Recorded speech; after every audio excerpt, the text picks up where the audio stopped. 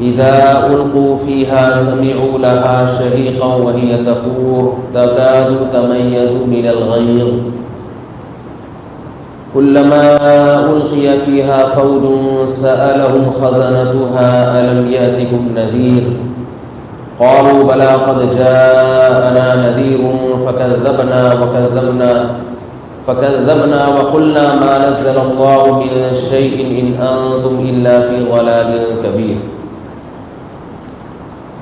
سورہ ملک پر درس چل رہا تھا۔ اللہ تعالیٰ نے اس صورت میں انسان کی پیدائش کا مقصد بیان کیا کہ اس نے تمہیں پیدا کیا، وہ دیکھتا ہے کہ تم میں سے کون ایسا ہے جو عمل کے لحاظ سے اچھا ہے۔ پھر اللہ تعالیٰ نے اپنی نشانیاں بیان کی کہ اس کائنات کی وسعتوں میں غور کرو گے تو تمہیں اس کائنات کی ایک ایک چیز اللہ کے وجود کی اور اللہ کی توحید کی گواہی دیتی ہوئی نظر آئے گی۔ ما ترى فی خلق الرحمن من تفاوت، رحمان کی تخلیق میں تمہیں عیب نظر نہیں آئے۔ فرجع البصر، دوبارہ نگاہ گھماؤ، کرتین، بار بار نظر کو لوٹاؤ، ينقلب إليك البصر خاسئا وهو حسير، تمہاری نظریں تھکی ہاری لوٹ کر ذلیل ہو کر واپس آ جائیں گی اور یہ مقابلہ تم ہار جاؤ گے۔ چونکہ اللہ تعالیٰ نے اپنے دعوے کو دلائل سے مزین کر دیا اور بتایا کہ پیدائش کا مقصد یہ ہے، ان تمام باتوں کے باوجود بھی جو نہ مانے تو اب ان کو ایسا ہی نہیں چھوڑ دیا جائے گا کہ بھئی ٹھیک ہے، مرضی ہے مان لو، مرضی ہے نہ مانو۔ اس لیے فرمایا وَلِلَّذِينَ كَفَرُوا بِرَبِّهِمْ، جو لوگ اپنے رب کا انکار کریں، کفر کریں اس کے ساتھ، عذاب جہنم، ان کے لیے جہنم کا عذاب ہے۔ اب یہاں پھر لوگوں کو اشکالات وساوس کہ اللہ تو غفور الرحیم ہے، اس نے جہنم کی آگ کیوں رکھی ہے، جہنم میں کیوں ڈالے گا؟ ابھی وہ میرا سائنسدان پہ کلپ گیا نا، جو ابھی سائنٹسٹ کی موت واقع ہوئی ہے، اس نے اللہ کے وجود کا صاف لفظوں میں انکار کیا تھا۔ یہاں ایک بات یہ بھی سمجھ لیں، اس کا تو میں جواب دے چکا ہوں کہ لوگ کہتے ہیں کہ اتنے بڑے سائنسدان کو جب اللہ کا وجود سمجھ میں نہیں آیا تو پھر ہمیں کیسے سمجھ میں آئے؟ بھئی اتنا بڑا سائنٹسٹ وہ یہ دعویٰ کر رہا تھا کہ اللہ نہیں ہے، اتنے بڑے سائنسدان نے یہ دعویٰ کر دیا، اور قرآن کہہ رہا ہے کائنات کی ایک ایک چیز گواہی دے رہی ہے کہ اللہ ہے۔ تو بھائی چلو ایک آدھ نشانی ہوتی جو اسے نظر نہ آتی تو سائنٹسٹ تو بہت گہرائی میں گھس کے دیکھتے ہیں اس کائنات کو، تو ان کو سمجھ میں نہیں آ رہا، تو پھر شیطان ایسے ایجوکیٹڈ لوگوں پہ حملہ کرتا ہے جو سائنس سے بہت زیادہ متاثر ہے۔ عام گوار پہ، دیہاتی پہ، جاہل پہ نہیں حملہ کرے گا۔ یونیورسٹیوں کے لوگ جو سائنٹسٹ سے بہت متاثر ہیں، صبح و شام سائنسدانوں کے بنائے ہوئے فارمولے پڑھتے ہیں اور دیکھتے ہیں کہ کتنے ایکوریٹ ہوتے ہیں وہ۔ ارشمیدس تھا نا، اس کا ایک قانون تھا، اس سے کسی نے، بادشاہ نے پوچھ لیا تھا کہ یہ اس کا پتہ نہیں کوئی تانبا تھا یا کوئی گولا تھا اس کے پاس، بادشاہ نے کوئی ٹیکنیکل قسم کا سوال پوچھ لیا تو میرے ذہن میں نہیں ہے وہ، اس نے بڑا دماغ لڑایا۔ پھر اس نے کیا کیا کہ وہ ٹب میں ڈالا وہ گولا جو تھا نا، اس نے تانبے کی یا پیتل کی، تو دیکھا ٹب سے پانی کی طرح باہر نکلا ہے، سمجھ رہے؟ تو جو پانی باہر نکلا تو اس کو اس حساب سے اس نے کوئی فارمولہ پھر ایجاد کیا تھا، ابھی پورا واقعہ میرے ذہن میں نہیں ہے۔ تو بڑے ذہین ہوتے ہیں یہ۔ تو ایک طرف اللہ کہہ رہے ہیں کہ جو لوگ اللہ کے منکر ہیں ان میں عقل نہیں ہے، لہم قلوب لا یفقہون بہا، دل ہے سمجھنے کی صلاحیت نہیں ہے، اعین لا یبصرون بہا، آنکھیں ہیں دیکھنے کی صلاحیت نہیں، سوال پیدا ہوتا ہے بھائی ان کا تو ہم سے زیادہ طاقتور دل ہے، ان میں تو ہم سے زیادہ سوچنے کی سمجھنے کی صلاحیت ہے. تو اللہ کہہ رہے ہیں کہ اندھے ہیں، گونگے ہیں، بہرے ہیں، بے وقوف ہیں، احمق ہیں. احمق ہوتے تو آسمانوں میں سیارے چھوڑ دیتے؟ کیا خیال ہے؟ احمق ہوتے تو چاند پہ قدم رکھتے؟ احمق ہوتے تو خلاؤں کو مسخر بے وقوف آدمی کر سکتا ہے یہ کام؟ بے وقوف کو تو گھر سے باہر بھیجو، اسے یہی نہیں پتا ہوتا میں آیا کیوں. مائیں بچوں کو ڈانٹ رہی ہوتی ہے نا تجھے کیا لینے کے لیے بھیجا تھا، تو بھول ہی گیا. تو بے وقوف بچے کیا کرتے ہیں؟ گلی محلے میں کھیلنے، ان کو یاد ہی نہیں رہا کیوں آئے تھے. تو یہ بہت بڑا مسئلہ ہے. ہماری یونیورسٹیوں کے جو لوگ ہیں وہ آہستہ کے قریب آنے کے اللہ سے بولو بھائی دور ہو رہے ہیں. اس کی وجہ کیا ہے؟ اس کی وجہ یہ ہے کہ دنیا پہ جو حکومت ہے وہ زیادہ تر ان لوگوں کی ہے جو انسانیت کے دشمن ہیں، جو مفاد پرست ہیں، جو چاہتے ہیں کہ ساری دنیا کی دولت ہمارے ہاتھ میں اکٹھی ہو جائے. وہ ایسے سائنسدانوں کو زیادہ ہائی لائٹ نہیں کرتے جو اللہ کے وجود کے دعوے دار ہیں. سائنسدانوں کی اکثریت اللہ کو مانتی ہے. سمجھ میں نہیں آ رہی میرا خیال؟ سائنسدانوں کی اکثریت اللہ کے وجود کی قائل ہے. سائنسدانوں کی اکثریت ڈارون کے نظریے کو حماقت اور بے وقوفی قرار دیتی ہے. یہ ڈارون تھا نا جس نے کہا تھا انسان بندر تھا پھر انسان بنا ہے. سائنسدانوں کی اکثریت اس نظریے کو نہ صرف یہ کہ غلط کہتی ہے بلکہ اس کو حماقت اور بولو بھائی بے وقوفی قرار دیتی ہے. لیکن ہمارے ہاں پڑھایا کیا جاتا ہے وہ تھکے ہوئے نظریے جس کو خود سائنسدان ہی مسترد کر چکے ہیں. کیوں؟ ایک سوچی سمجھی سازش کے تحت. کیونکہ اس وقت دنیا میں جو نظام چل رہا ہے نا اس نظام کی جو خرابیاں ہیں ان خرابیوں کی راہ میں سب سے بڑی رکاوٹ صرف مذہب اور مذہبی لوگ ہیں. مذہب اس نظام کو قبول بولو بھائی نہیں کرتا. تو باغ ڈور جو اس وقت دنیا کے ہاتھ میں ہے وہ یہودیوں کے ہے. یہودی خود تو اللہ کے وجود پر ایمان رکھتے ہیں، مانتے ہیں کہ اللہ ہے، مگر چاہتے یہ ہیں کہ اسلام کا دنیا سے خاتمہ ہو جائے اور کسی بھی مذہب کو فالو کرنا ہوگا نا تو اس میں سب سے بڑی رکاوٹ اللہ وجود ہے. بات کہاں سے شروع ہوتی ہے؟ مذہب کی گاڈ سے. یہ جو آپ کا سائنسدان گزرا ہے نا اس نے چونکہ اللہ کے وجود کا انکار کیا اس لیے اس کو بہت زیادہ ہائی لائٹ کر دیا گیا. تو یہ عین ممکن ہے، میں یہ دعویٰ نہیں کر رہا لیکن اس بات کا پورا امکان ہے کہ اس کو عزت اور شہرت اسی بنیاد پہ ملی ہو کہ اس نے اللہ کا انکار کر دیا تھا. تو یہ اس کی علامت نہیں کہ بہت، اور یہ انکار کرنے کی وجہ بھی ہو سکتی ہے لوگوں میں شہرت حاصل کرنا. آپ کہہ سکتے ہیں نہیں سائنسدان ہے وہ کیسے بے ایمان ہو سکتا ہے؟ تو مولوی لوگ بے ایمان نہیں ہو سکتے ہیں بھائی؟ پیر فراڈی نہیں ہوتے؟ حالانکہ سارا دن لوگوں کو اللہ رسول سکھا رہے ہوتے ہیں. جو پیر لوگ ہیں، ابھی ایک پیر صاحب ہیں انہوں نے ایک لمبی چھوڑی ہے، اتنی بڑی فلم آئی ہے نا مارکیٹ میں اور رش ایسا ہے. میں اس جمعے کا بیان کر کے نکلا، اس دفعہ جمعے کے بیان میں بہت پبلک تھی، چھٹی کا دن تھا نا، وہ دھڑ دھڑ لوگ بھرے ہوئے ہیں. مسجد کی انتظامیہ نے کہا بھائی بہت نمازی آ گئے ماشاء اللہ، اللہ نظر بد سے بچائے ہماری مسجد. اوپر بھی بھر گئے، یہ بھی ہو گیا. ہم بڑے خوش ہوئے ماشاء اللہ بھائی واہ بھائی مفتی صاحب واہ بھائی واہ. کالر ہے نہیں میرے لیکن میں نے کہا تھوڑا اونچے کرو بھائی بہت لوگ سن رہے ہیں بھائی، کچھ تو ہوگی نا. شیطان دل میں وسوسہ ڈالتا ہے نا کہ یار کچھ تو کوالٹی ہوگی. میں گیا ہوں تو ایک صاحب نے مجھے کلپ بھیجا ایک پیر صاحب کا، وہ اتنا بڑا مجمع ان کے بیان میں کہ ہمارا مجمع اس کا 10واں حصہ بھی نہیں ہوگا. اور مجمع بھی ڈیفینس کلفٹن کا. ہمارے یہاں تو ڈیفینس کے لوگ بھی آتے ہیں، غریب بھی آتے ہیں، امیر بھی غریب بھی، ہر طرح کا. وہاں سارا اپر لیول کا طبقہ، بہت اونچا ہائی فائی لیول کے لوگ. بیان میں اتنی بڑی بڑی پھینک رہے ہیں میں نہیں پھینکوں گا، وہ سب سمجھ جائیں گے کہ کس کی بات ہو رہی ہے، اس لیے میں اتنا زیادہ کسی کو سوچ رہا ہوں کہ ذلیل نہ کرے آدمی، بہت بڑی پھینک۔ روحانی علاج بتا رہے تھے، ظاہر ہے پھینک ہی رہے ہوں گے، وہ کیا بتا رہے تھے؟ روحانی علاج۔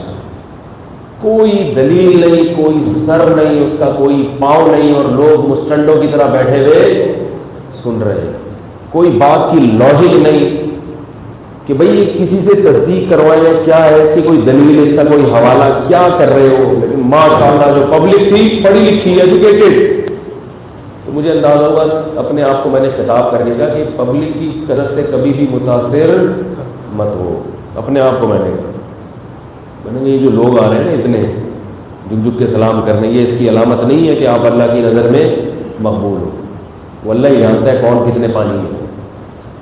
تو اتنا فضول قسم کی باتیں ہیں۔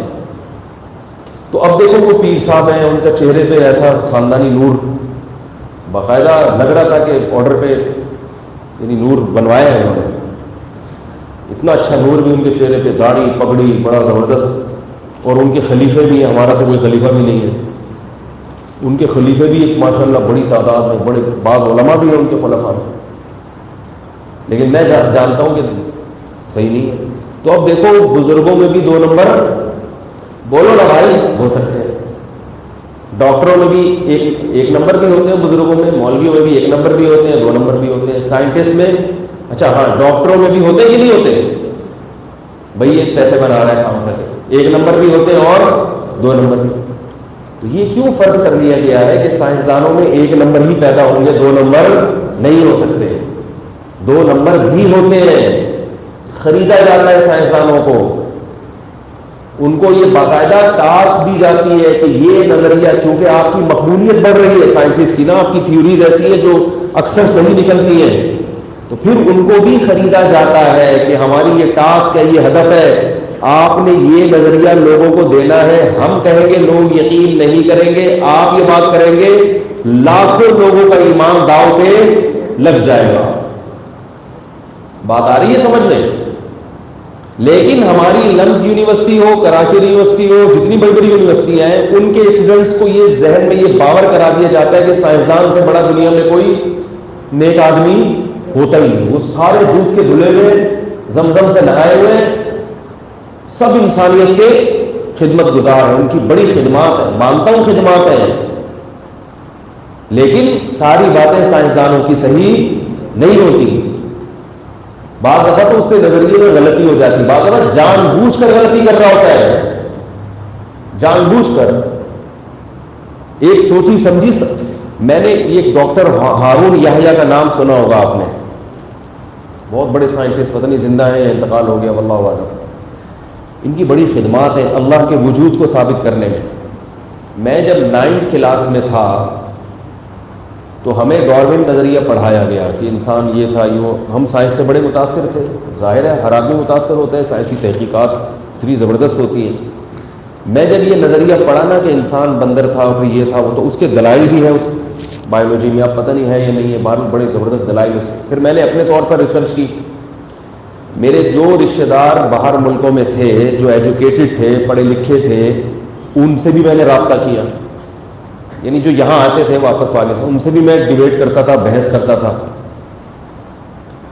کچھ قریبی رشتہ دار تھے، کچھ دور کے دوست احباب تھے، مجھے تحقیق کا شوق تھا ان چیزوں میں شروع سے ہی، تو سب یہی کہتے تھے کہ ڈارون کا یہی نظریہ ہے اور یہی بالکل کیا ہے، برحق ہے۔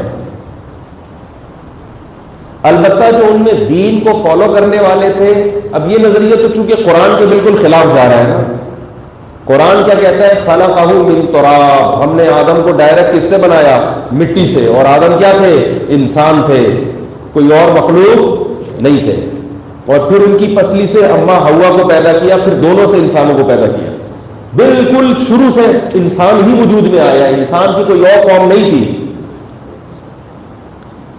لیکن آپ بتاؤ، ایک سائنس کا طالب علم، میں نے سائنس لی تھی 9th کلاس میں، تو ایک سائنس کا طالب علم وہ ایک چیز پڑھتا آ رہا ہے، 6ٹھی 7ویں 8ویں سب میتھمیٹکس پڑھ رہا ہے، وہ بایولوجی وہ سائنس کی کتاب میں پڑھ رہا ہے، تو اس میں سائنسدانوں کی ہر بات اس کو کیا لگ رہی ہے، بالکل صحیح، سائنسدانوں نے ہمیں بتایا کہ پانی کا یہ فارمولہ ہے، ساری دنیا کہہ رہی ہے یہ فارمولہ، اور اس کی لاجک بھی ہے، وہ پورا کیلکولیشن کر کے بتاتے ہیں.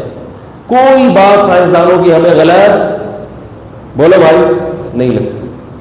اچانک ہم جب 9 کلاس میں پہنچے تو ہمیں پتا چلا کہ سائنس کیا کہتی ہے، سارے سائنسدان کیا کہتے ہیں کہ انسان ترقی کرتے کرتے یہاں تک پہنچا ہے. اور پھر اس کی کتابیں میں نے پھر اپنے طور پر بھی دیکھی کتابیں، اس میں پورے پروسیس بتائے ہیں کہ یہ پرندے اڑنا کیسے سیکھے. پہلے یہ بھاگتے تھے، بھاگتے بھاگتے بھاگتے بھاگتے ان میں پر نکلنا شروع ہو گئے، یعنی پھر اس کی بہت سارے دلائل. پھر یہ بتایا گیا کہ سن فلاں میں ایک ڈھانچہ دریافت ہوا ہے، وہ ڈھانچہ نہ انسان ہے نہ بندر ہے، اس کے درمیان کی کوئی صورت ہے. تو اس سے کیا پتہ چلتا ہے بھائی، کیونکہ بڑا سوال یہ ہوتا ہے کہ بندر سے ڈائریکٹ انسان کیسے بن گیا، لاکھوں سال کوئی بیچ کی صورت بھی تو رہی ہوگی نا بھائی. اب تو بن گئے نا انسان، اب تو سمجھو بات کو ہے، تو بیچ کی بھی تو کوئی صورت ہوگی. تو بھی اس کے بھی سائنسدانوں نے دلائل دیے کہ فلاں علاقے میں ساؤتھ افریقہ کے فلاں جنگل میں کھدائی ہوئی ہے تو ایک مجسمہ، ایک ڈھانچہ دریافت ہوا ہے جو نہ انسان ہے نہ بندر، بالکل اس کے بیچ کی ایک صورت. ایک دم سائنسدانوں کے آنا گویا جو ہے نا کلیپنگ شروع ہو جاتی، تالیاں ہو جاتی، یہ ہو گیا. ایسا سائنس کی دنیا میں تہلکہ مچا کہ جناب وہ دریافت ہو گیا کہ بھئی یہ اچھا. یہودیوں نے ڈارون کی مخالفت کی تھی، جو یہودیوں میں مذہبی لوگ ہیں، کیونکہ ان کو اپنا مذہب باطل ہوتا نظر آ رہا تھا. جو مذہبی لوگ ہیں ان میں بھی ہر طرح کے لبرل بھی ہوتے ہیں، مذہبی بھی ہوتے ہیں. اب یہ جناب جب یہ دریافت ہو گیا اور اس طرح کی اور بھی کچھ چیزیں دریافت ہوئی تو آپ بتاؤ یعنی ہمارا ایمان کتنا متزلزل ہوا ہوگا، کیسا لڑکھڑایا ہوگا نا. کیونکہ میں سمجھتا ہوں کہ ایک سائنس کا اسٹوڈنٹ جو ہے نا، اس کے سامنے جب یہ چیزیں آتی ہیں تو شیطان اس کے لیے راستہ کھول دیتا ہوں. کہتا ہے یار یہ پھر مذہب کی ایک بات اگر غلط ثابت ہو جائے تو پورا مذہب کیا ہو جاتا ہے، اس پہ اعتماد ختم. اسلام کی ساری باتیں صحیح ہیں لیکن ایک بات اگر غلط ثابت ہو جائے کہ انسانیت کی ابتدا آدم سے نہیں ہوئی تھی تو بھائی اس کے مطلب اگر قرآن میں ایک بات غلط لکھی ہے تو پھر اس کا اللہ کا کلام ہونا غلط ہو گیا، کیونکہ اللہ تو ایک بات بھی غلط نہیں کہتے. اب میرے دماغ میں جو 9 کلاس میں وسوسے آنا شروع ہوئے، یار یہ پتہ نہیں ہے بھی ہم لوگ تھوڑے سے شریف، بہرحال یعنی کہ بہت ہی کوئی متقی تھے لیکن تھوڑا سا یہ آنکھ مٹکا جو لڑکیوں سے دوستی ان چیزوں سے اللہ نے بچایا ہوا تھا. ہمارے دوست احباب بائکیں لے کے نکلتے تھے، ہمارا بھی دل چاہا کہ یار جب کوئی اللہ ہی نہیں ہے، وہاں سے مذہب ہی نہیں ہے، قرآن کا غلط ہونا ثابت ہو گیا تو پھر تو کیا ہے، پھر تو کوئی تعلیم عیسائیوں کے پاس تھوڑی جائیں گے، ہم ہندوؤں کے پاس تھوڑی جائیں گے، پھر تو سب غلط ہے. یہ نظر کی حفاظت کرو اور جھوٹ سے بچو بھائی، پھر تو مزے اڑاؤ، لائف کو کیا کرو، انجوائے کرو.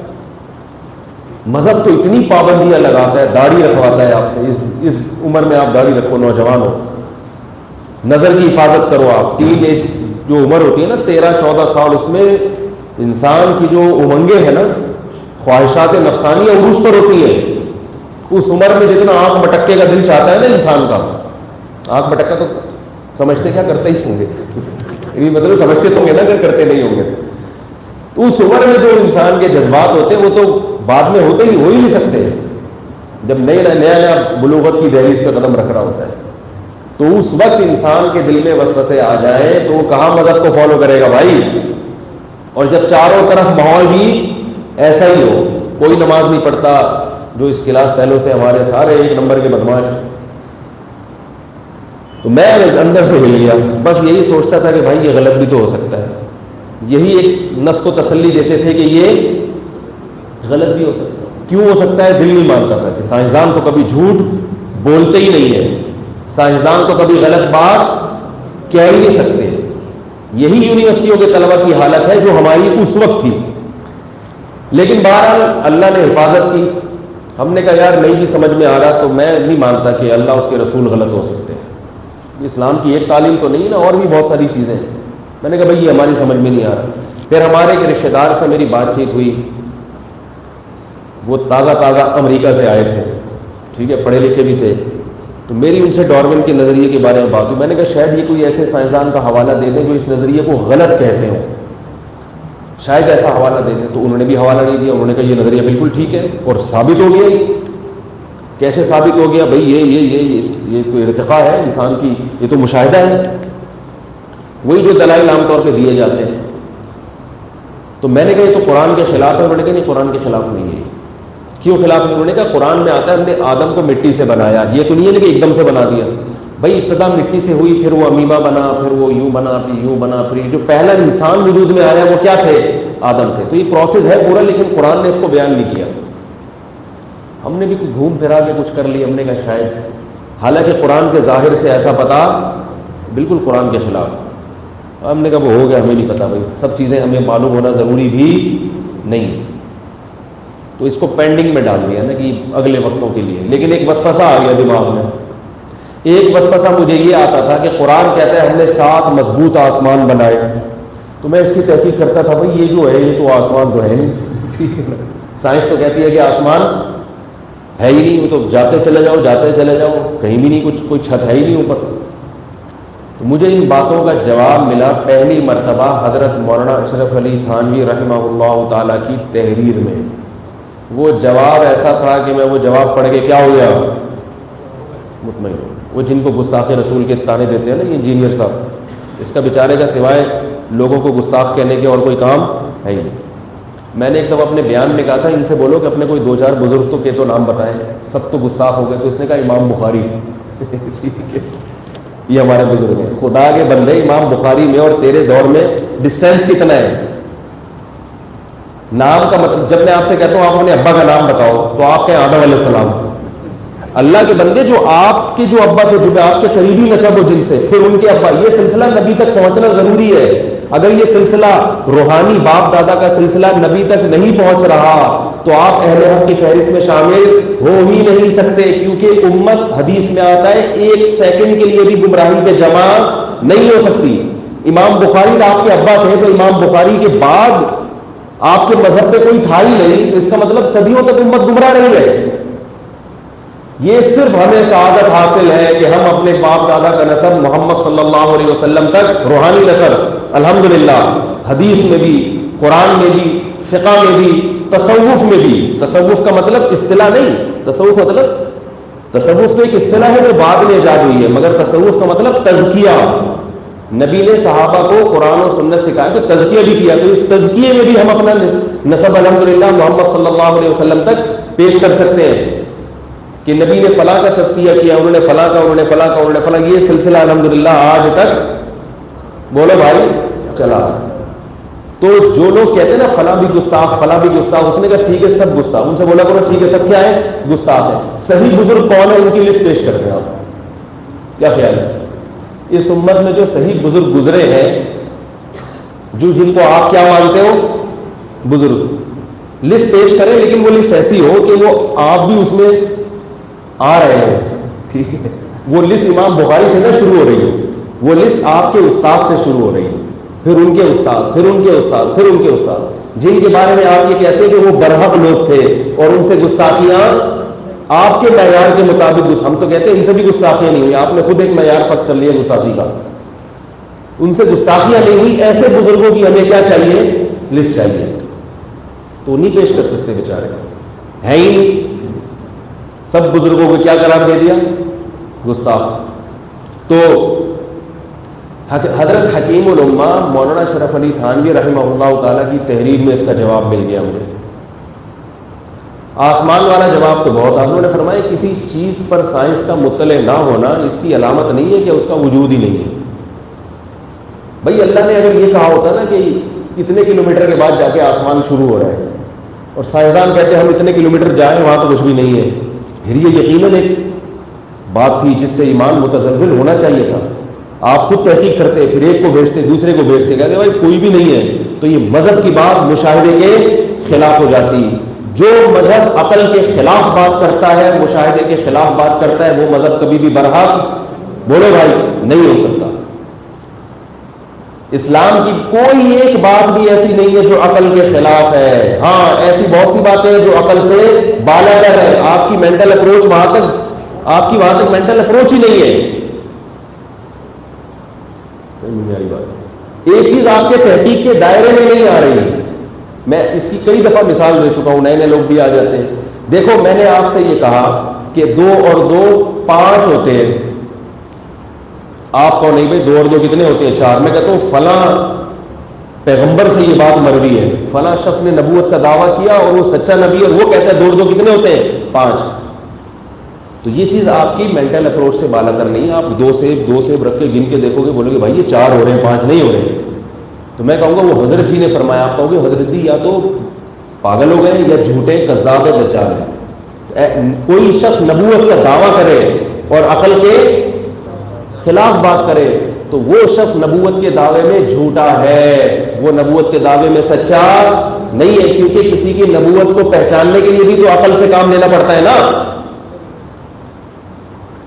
میری بات بھائی, عقل اگر اتنی بڑی بڑی غلطیاں کرنا شروع کر دے کہ 2 کو 4 کو 2 اور 2 4 کو 5 کہنا شروع کر دے, تو پھر عقل یہ بھی تو غلطی کر سکتی ہے کہ سچے نبی کو جھوٹا کر دے, جھوٹے نبی کو سچا کر دے. عقل اتنی بڑی بڑی غلطیاں اور دھاندلیاں بولو بھائی نہیں کرتی کہ سچے نبی کو جھوٹا کہہ دے, جھوٹے نبی کو سچا کہہ دے, ایسا نہیں ہوتا. ہاں اب میں نے آپ سے سوال پوچھا کہ 348 کو 4256 سے 6 دفعہ ضرب دو تو کیا جواب آئے گا؟ اب آپ کو پتہ نہیں یار کیا آئے گا, میں کہوں یہ آئے گا. اب جو میں جواب بتاؤں گا تو آپ یہ نہیں کہو گے کہ خلاف عقل ہے, آپ کہو گے بھائی یہ صحیح بھی ہو سکتا ہے اور غلط بھی ہو سکتا ہے. کیوں صحیح بھی ہو سکتا ہے غلط بھی؟ بھائی یہ میری مینٹل اپروچ سے اتنی زیادہ کیلکولیشن, یہ میرے دماغ سے کیا ہے اوپر. کیلکولیٹر ہوتا تو بتا دیتا, کیلکولیٹر نہیں ہے میرے دماغ سے. تو آپ ایسے موقع پہ ہم یہ کریں گے کہ بھائی اگر یہ خبر دینے والا ریاضی دان ہے اور سچا ہے تو اس نتیجے کو ہم درست مان لیں گے. خبر دینے والا اگر جھوٹا ہے تو ہم کہیں گے بھائی چونکہ اس کے برحق ہونے کی کوئی دلیل نہیں ہے لہذا ہم نہ اس کو سچا کہیں گے نہ اس کو بولو بھائی جھوٹا کہیں گے. توقف اختیار کرو گے. تو جب ہمیں اللہ اس کے رسول نے بتایا کہ اللہ نے 7 مضبوط آسمان بنائے ہیں, یہ نہیں بتایا کہ کتنے کلومیٹر کے بعد جا کے آسمان شروع ہو رہا ہے.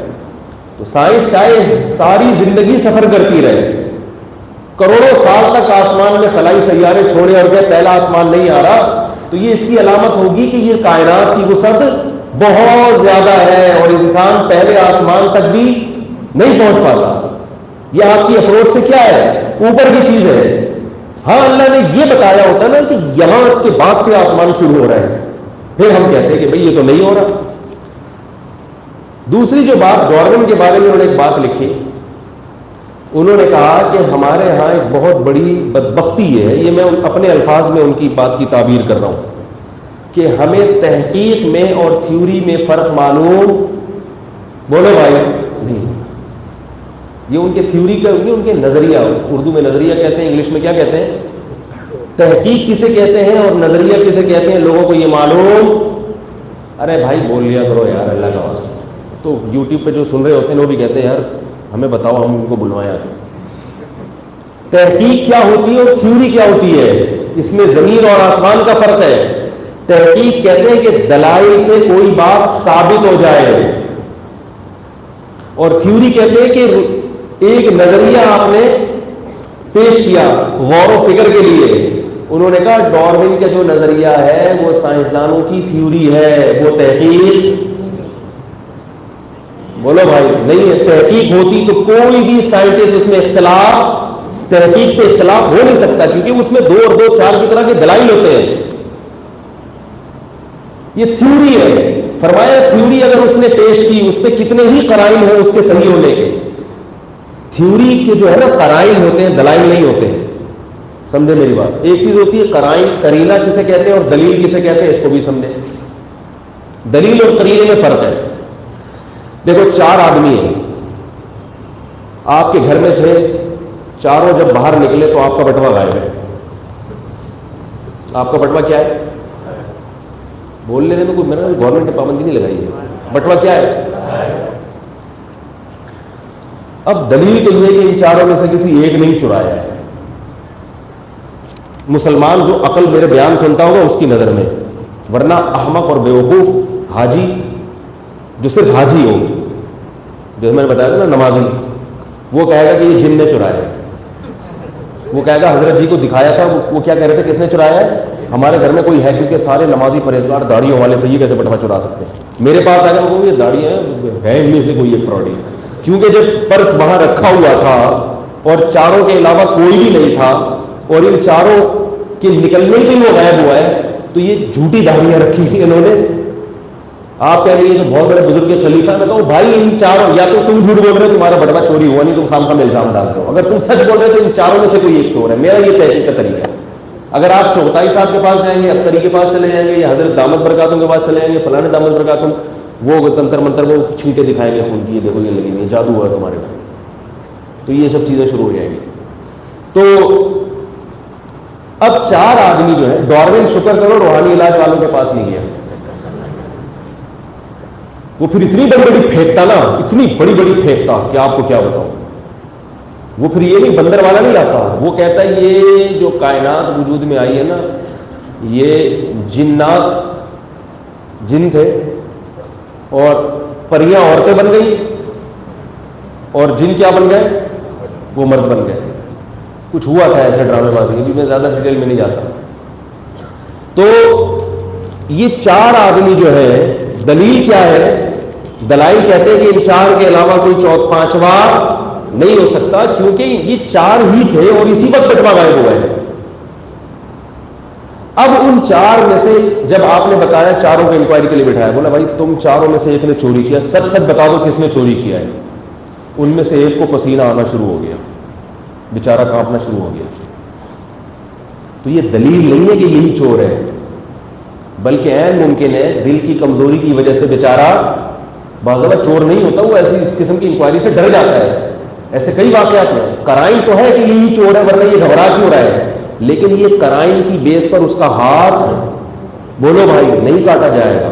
کسی عدالت میں ایسا نہیں ہے کہ شریعت کہتی چونکہ یہ گھبرا رہے لہٰذا ہاتھ کاٹ دو.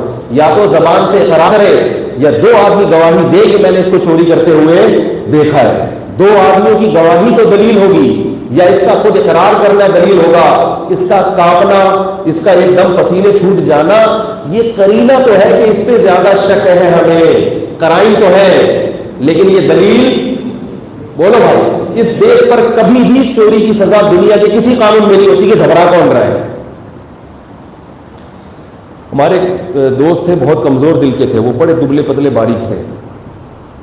تو ہمارے استاذ مزاح کر رہے تھے کہ ان کو اگر CID والے وہ CID والوں کے پاس کوئی ایسی مشین ہوتی ہے، وہ جب آپ سے سوالات پوچھتے ہیں تو جس سوال پر آپ گھبرا جائے نا، تو وہ کمپیوٹر بتا دیتا ہے کہ یہ اس سوال پہ تھوڑا سا کیا ہوا ہے، تو اس سے وہ اندازہ لگاتے ہیں کہ اس کا مطلب ہے دال میں کچھ کالا کالا ہے.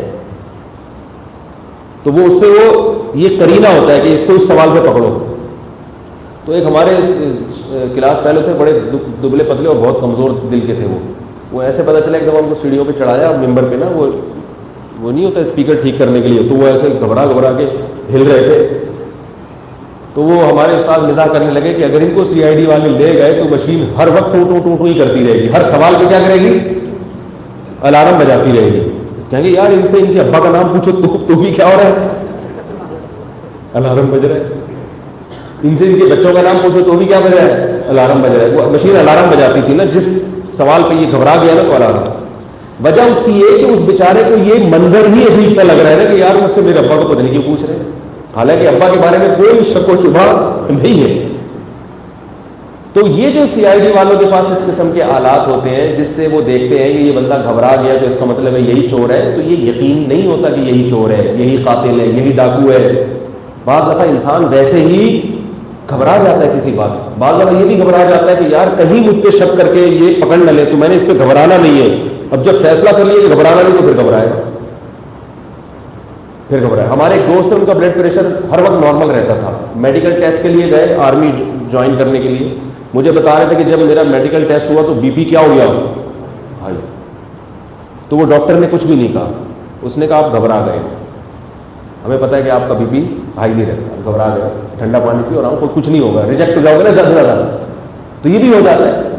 تو یہ کیا ہے، یہ کیا ہے، یہ قرینہ ہے، یہ دلیل بولو بھائی نہیں ہے. تو یہ حکیم الامہ کی چھوٹی سی لائن جانے کے لیے اتنی تفصیل آپ کو بتا رہا ہوں. انہوں نے فرمایا کہ سائنس بعض دفعہ تھیوری پیدا کرتی ہے، اس تھیوری کے صحیح ہونے کے کچھ قرائن ہوتے ہیں، کچھ قرائن ہوتے ہیں. ان قرائن کو دلائل سے تعبیر کر دیا جاتا ہے. وہ دلائل نہیں ہوتے، وہ کیا ہوتے ہیں، قرائن ہوتے ہیں. تو فرمایا کہ اگر اس قرائن کے خلاف اللہ اس کے رسول کی بات آ گئی تو اللہ اس کے رسول کی بات حرف آخر ہے, کیونکہ ومن اصدق من اللہ قیلا, اللہ سے زیادہ سچی بات کسی کی نہیں ہو سکتی. پھر اس قرینے کو ماننا یہ اللہ کے ساتھ ناانصافی ہے کہ آپ ایک انسان نے قرائن سے ایک بات کر رہے ہیں, اس کو تو مان رہے ہیں, اور ایک ہمارے پاس اللہ اس کے رسول کے برحق ہونے کے دلائل کے انبار لگے ہیں, اور آپ اس کو کیا کر رہے ہو, وہ تمام دلائل ایک طرف رکھ دیا آپ نے.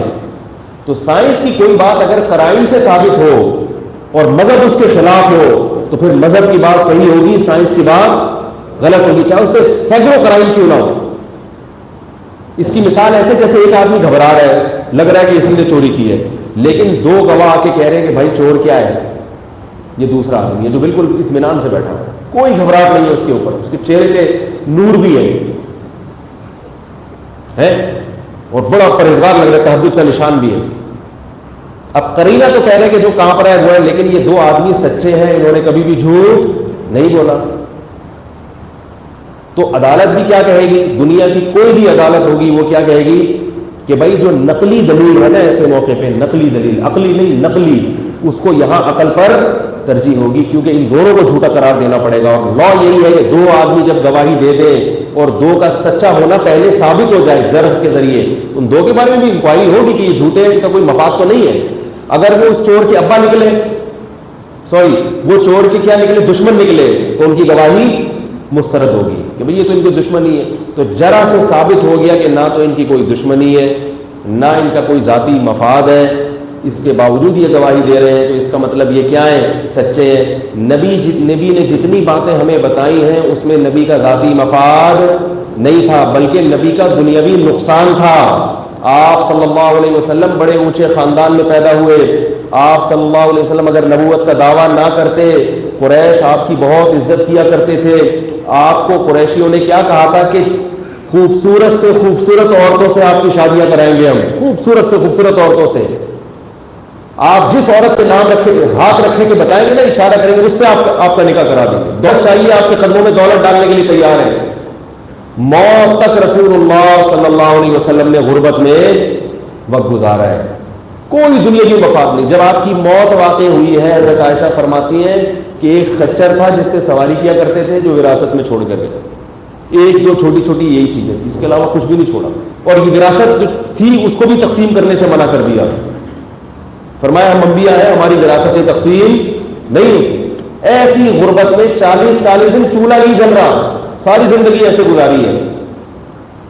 تو آپ کا کوئی مفاد بھی نہیں ہے, اور نبوت کے اور بھی دلائل قائم ہو گئے. تو ڈاروین کی اگر تھیوری پر سینکڑوں قرائن بھی ہوں تو بھی ہم کس کی بات کو ترجیح دیں گے, اللہ اس کے رسول صلی اللہ علیہ وسلم کی بات. یہ تو حکیم الامہ کی بات تھی جو ہم نے سنی. تو الحمدللہ اطمینان ہو گیا کہ یہ ڈاروین صاحب نے جو بھی کہا ہے اپنے لحاظ سے شاید صحیح کہا ہوگا, مگر یہ حقیقت میں کیا ہے, غلط. بعد میں پھر مجھے کچھ کتابیں ملی جو وہیں کے ڈاکٹروں کے, سائنسدانوں کے حوالے سے لکھی گئی تھی. انہوں نے بتایا کہ سائنسدانوں ہی نے کہا, وہ سائنسدان جو مسلم نہیں ہیں, اسلام کو فالو نہیں کرتے, انہوں نے ہی کہا کہ یہ نظریہ 100% غلط ہے. اور یہ ثابت کیا کہ وہ جو ڈھانچے وانچے دریافت ہوئے تھے, ڈرامے بازی تھی. وہ جو تھا نا ایک ڈھانچہ دریافت ہوا ہے, انہوں نے بتایا کہ اس میں پسلی کسی اور جانور کی, کھوپڑی کسی اور کی, وہ سب ملا کے ایک باقاعدہ ڈھانچہ تیار کیا گیا تھا. اس کی تصویریں لی گئی, ان تصویروں کو شائع کیا گیا تاکہ لوگ ڈاروین کے نظریے کا یقین کریں. اس سے سیاسی مفادات تھے کچھ لوگوں کے. انہوں نے بڑے دلائل سے پوری رپورٹ اس کتاب میں لکھی. ڈاکٹر ہارون یحییٰ کی بات کر رہا ہوں. سمجھ میں آ رہی ہے بات کی نہیں آ رہی؟ تو بتایا کہ ڈاروین تو چھوڑ کے چلا گیا, لیکن بعد میں اس کے نام پر سیاست چمکائی گئی ہے, اس کے لیے ایسے دلائل اکٹھے کیے گئے جو حقیقت میں. تو پتہ یہ چلا کہ حکیم الامہ نے جو کہا تھا نا کہ قرائن سے نہیں ثابت ہوتا, پتہ چلا اس میں قرائن بھی نہیں تھے. ایسے سمجھایا بھائی, دلائل تو بہت دور کی بات, ڈاروین کے نظریے کے صحیح ہونے پر قرائن بھی نہیں تھے. وہ جو ہے نا 4 آدمی میں سے ایک کانپ رہا تھا, آپ کہ بھائی یہ چونکہ کانپ رہا تھا یہ چور ہے, بعد میں پتہ چلا یہ کانپ بھی نہیں رہا تھا. ٹھیک ہے, تو پھر آپ کا چور ہونا ثابت ہو جائے گا. تو وہ سب ڈرامے بازی تھی کہ وہ ایسا کوئی ڈھانچہ دریافت ہوا جو بالکل بیچ کا ڈھانچہ تھا, نہ بندر ہے نہ انسان ہے, کوئی ایسا ڈھانچہ دریافت نہیں ہوا. ڈاروین کے نظریے کے غلط ہونے کے جو دلائل تھے نا وہ قرائن نہیں تھے, بلکہ وہ کیا تھے, بولو بھائی, وہ دلائل ہیں. دیکھو اس کی مثال ایسے ہے جیسے 4 آدمی پکڑے گئے، ایک کے بارے میں آپ کہہ رہے ہیں یہ کہاں پر ہے، یہ قرینہ ہے کہ یہ کیا ہے اس بات کا کہ یہ چور ہے، پتہ چلا وہ قرینہ بھی غلط ثابت ہو گیا، پتہ چلا کہ وہ کام بھی نہیں رہا، پھر یہ بھی ثابت ہو گیا دلائل سے کہ یہ چور نہیں ہے کیونکہ جو اصل چور تھا اس نے اقرار بھی کر لیا، اب اس نظریے کی یا تھیوری کی کوئی ویلیو رہے گی؟ تو ڈارون کے بارے میں نہ صرف یہ بات میں ثابت ہوا کہ یہ نظریہ غلط ہے، یہ بھی ثابت ہو گیا کہ اس کے نظریے کے صحیح ہونے کے جو قرائن تھے وہ قرائن بھی بولو بھائی غلط ہیں، اور پھر یہ بھی ثابت ہو گیا کہ اس نظریے کے غلط ہونے کے باقاعدہ قرائن نہیں دلائل قائم ہو چکے ہیں اس پر۔ ان میں سب سے بڑی دلیل یہ ہے کہ مزید ارتقائی منازل انسان طے کیوں نہیں کر رہا، یہاں کا رک کیوں گیا ہے؟ کیا کرے گا بھائی، ترقی تو رک کیوں گئی ہے؟ آگے بھی تو کچھ بنو۔ دوسرا یہ جو بندر سینکڑوں سال سے چلے آ رہے ہیں ان کو کچھ کیوں نہیں ہو رہا، ان میں چینجنگ کیوں نہیں ہو رہی، یہ بندر ختم کیوں نہیں ہو گئے؟ بہت ساری چیزیں اس میں۔ اور پھر بڑی عجیب بات یہ ہے کہ اس پورے نظریے کی بیس ہے اتفاق پر، کہ اتفاق سے ایسا ہوا، اتفاق سے ایسا ہوا، اتفاق سے ایسا ہوا۔ ڈاکٹر ہارون یحییٰ کو اللہ جزائے خیر تھے تو وہ گمراہ آدمی، مطلب گمراہ کا مطلب تھے مسلمان مگر ان کے نظریات شریعت کے مطابق پورے نہیں تھے، مگر ان میں ایک کوالٹی تھی کہ انہوں نے اللہ کے وجود کو بہرحال سائنس کی دنیا میں سائنس کی زبان میں ثابت کیا۔ ان کی کتابیں ایسی ہیں کہ میں نے جب وہ کتابیں پڑھی تو ایسے انسان روتا ہے ان کی کتابیں پڑھ کر، جیسے کوئی قرآن کی تلاوت کر کے رو رہا ہوں، کیونکہ ان میں اخلاص تھا۔ انہوں نے جو ایتھیس لوگ ہیں نا ان کے خلاف کام کیا ہے اور سائنس کی دنیا میں ایک تہلکہ مچایا، انہوں نے سائنسدانوں کے حوالے جمع کیے، تو یہ بڑا شاندار کارنامہ کیا انہوں نے۔ اسی وجہ سے ان کے نظریات سے اختلاف کے باوجود میں یہ سمجھتا ہوں کہ وہ ہے بہرحال قابل، بولو بھائی، ابے بول لیا کرو یار، قابل عزت۔ یہی نہیں پتا قابل کے بعد کیا آتا ہے، یہ تو اردو کا حال ہے۔ اب آپ سنو قابل، بھائی یا تو قابل توہین آئے گا یا قابل عزت آئے گا، قابل احترام آئے گا یا قابل توہین آئے گا، آپ پتہ ہی نہیں کہ آگے لگے گا کیا۔ تو ہمارے ایک رشتے دار ہیں امریکہ میں، انہوں نے بتایا کہ ڈاکٹر ہارون یحییٰ ہمارے یہاں آئے، ہم نے ان کو انوائٹ کیا، تو یہاں جو دیندار لوگ تھے انہوں نے ان کو لفٹ ہی نہیں کرائی۔ انہوں نے کہا یہ ہمارے مسلک کے نہیں، کچھ نظریاتی اختلاف میرے بھی ہیں ان سے۔ میں نے کہا اللہ کے بندو، اس آدمی نے دنیا میں اللہ کے وجود کو ثابت کرنے کے لیے جو دلائل دی ہیں اور جو تہلکہ مچایا ہے سائنس کی دنیا میں، یہ جو شواہد اکٹھے کیے کہ وہ جو ڈھانچہ نکلا تھا وہ فراڈ تھا، یہ شواہد اکٹھے کرنا آسان کیے، یوٹیوب سے نہیں اکٹھے کیے تھے انہوں نے، سمجھ آئی بات؟ یہ شواہد اکٹھے کرنا آسان کام تھوڑی ہے۔ تو میں نے کہا ایسے آدمی کو تو بہرحال عزت دینی چاہیے۔ تو یہ ہم لوگ ہیں تھوڑے سے کیا تنگ نظر ہے کہ جو وہ میں بتاتا ہوں پورا بالکل میرے مسلک کا 100% جب تک نہیں ہوگا تو اس وقت تک وہ جنت میں کسی بھی صورت میں جا ہی نہیں سکتا۔ تو جس کی جو خدمات ہے اس کو ماننا چاہیے۔ 4 آدمی، ہم جب مفتی رشید احمد صاحب رحمہ اللہ کے یہاں پڑھتے تھے نا تو وہ تو متقی تھے بہت زیادہ، تو وہ بہت پرہیزگار تھے، تو وہ ظاہر ہے پورے دین کو فالو کرتے تھے، اتنا دین کو آج کل فالو کرتا ہوا ہمیں کوئی نظر نہیں آ رہا تھا۔ تو ہم 8 یا 9 طالب علم پڑھتے تھے، 8 یا 9 طالب علم تھے جو ان سے پڑھتے تھے، تو ہم بھی بالکل انہی جیسے بنے ہوئے تھے۔ تو ہماری اس طرز عمل کو دیکھ کے نا لوگ ہمیں یہ طعنہ دیتے تھے کہ ان کا نظریہ ہے کہ دنیا میں صرف 8 آدمی جنت میں جائیں گے تو دارالفتہ میں مفتی رشید احمد صاحب سے پڑھتے ہیں، باقی سب کہاں جائیں گے؟ حالانکہ ہمارا نظریہ نہیں تھا، باقی سب کہاں جائیں گے؟ جہنم میں جائیں گے۔ تو خیر میں جلدی سے اصل بات کی طرف آتا ہوں۔ تو اس سے اتنا تو مجھے اندازہ ہوا کہ جس بات کو ہم حرف آخر سمجھ رہے تھے وہ بات کیا ہو گئی؟ غلط ہو گئی، اور اطمینان ہو گیا۔ میں نے کہا بھائی سائنس میں بھی پھینکو بھی الحمدللہ ہوتے ہیں، ایسا نہیں ہے کہ سائنس کو دودھ سے دھلی ہوئی ہے، جو کہہ دو وہ حرف آخر بن گیا۔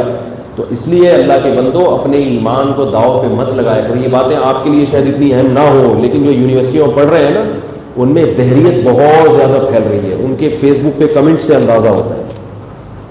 بڑی جو یونیورسٹیاں ہیں ان میں یہ بہت زیادہ پھیل رہی ہے، اللہ کے وجود کے منکر پروفیسر پیدا ہو رہے ہیں اور وہ سب سائنسدانوں کے حوالے دیتے ہیں۔ تو میں یہ عرض کر رہا تھا کہ یہ جو سائنسدان گزرا تھا اس نے جو بولا کہ اللہ کا وجود نہیں ہے تو یہ اس کی تحقیق نہیں ہے، سمجھ میں آ رہی ہے بات؟ ممکن ہے کہ ایجنٹ بن کے استعمال کیا جا رہا ہو، تو یہ آپ نے کیوں فرض کر لیا کہ یہ بہت نیک آدمی تھا؟ یہ کیوں فرض کر لیا؟ اور اگر آپ ان کی بات کو اس لیے مانتے ہیں کوئی سائنٹسٹ تھے تو اللہ کا انکار کر دیا تو کیا ہو گیا؟ اس کا مطلب ہے کوئی دلائل تھی، تو اللہ کا اقرار کرنے والے سائنسدانوں کی تعداد زیادہ ہے. کہتے ہو نہیں سکتا کہ اس کائنات کا کوئی چلانے والا نہ ہو، یہ ممکن نہیں ہے، ایسا ہو نہیں سکتا. اور ایک جو میں نے پچھلے بیان میں بات کی تھی، کامن سینس بھی تو کوئی چیز ہوتی ہے نا. ایک سائنسدان اپنا دماغ استعمال کر کے ایسی باریک باریک تھیوریز پیش کر رہا ہے، وہ تھیوری کسی دماغ کے بغیر وجود میں آ سکتی ہے، تو وہ دماغ خود بخود وجود میں آ گیا. عجیب مصیبت. آپ ایک کمپیوٹر کو دیکھیں کہ یار اس میں مشکل سے مشکل جو ہے نا وہ حساب کی ایکویشنز اس میں ڈالو تو یہ فوراً ایک بٹن دباؤ سالو کر کے دکھا دیتا ہے. میں نے آپ سے ایک سوال پوچھا، 348 کو 6 دفعہ 5686 سے ضرب دے کر اس کا جذر نکالیں اور پھر اس کو 6 پہ تقسیم کر کے 848 سے ضرب دے کے جو جواب ہے اس کا جذر نکال کے بتائیں کیا ہے. آپ قیامت تک بیٹھے رہو گے. آپ نے کیا کیا؟ کیلکولیٹر میں جیسے جیسے میں بول رہا ہوں ایسے ایسے لکھتے گئے. توجہ ہے نا آپ لوگوں کی؟ آپ نے کہا 348 اور کیا تھا؟ آپ نے کہا 6000 ضرب دو، جذر کا بٹن دبایا، پھر یہ کس سے ضرب دینا؟ 650 سے ضرب دیا، کیا جواب آیا؟ اب یہ اس کا جذر نکالنا، جذر نکال کھڑک جواب آ گیا. تو آپ کہو گے کہ کیلکولیٹر بڑی خاندانی مشین ہے جو اتنی پیچیدہ چیزوں کو حل کر رہا ہے.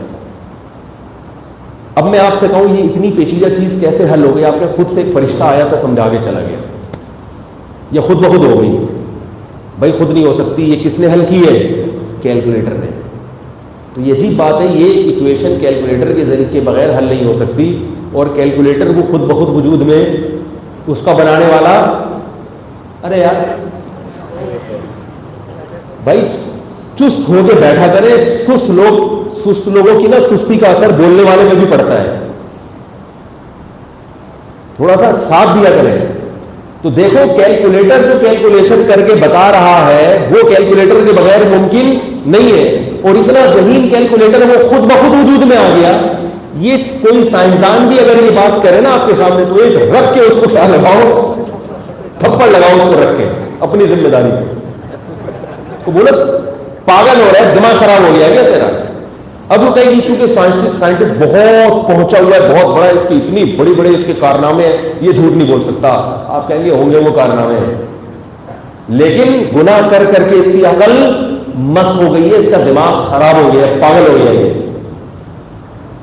یہ پاگل ہو گیا ہے کہ جو کیلکولیٹر، یہ جو اتنی مشکل سوال حل ہوا ہے یہ کیلکولیٹر کے بغیر ہو گیا، اور کیلکولیٹر وہ خود سے وجود میں آ گیا.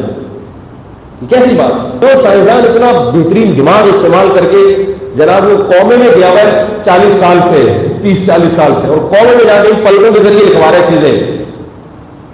اس کی یہ پلکیں بھی خود بنی ہے، اس کا یہ دماغ بھی خود مٹی سے بن گیا. یہ پاگل پنے کی باتیں ہیں. اس سائنسدان کا جھوٹا ہونا، یہ اس پر تو دو رائے ہو سکتی ہے کہ وہ سچ بول رہا ہے کہ جھوٹ بول رہا ہے، لیکن اس پر دو رائے نہیں ہو سکتی کہ اس سائنسدان کا دماغ خود بخود وجود میں آ گیا. بھائی ایسا دماغ وجود میں نہیں آ سکتا.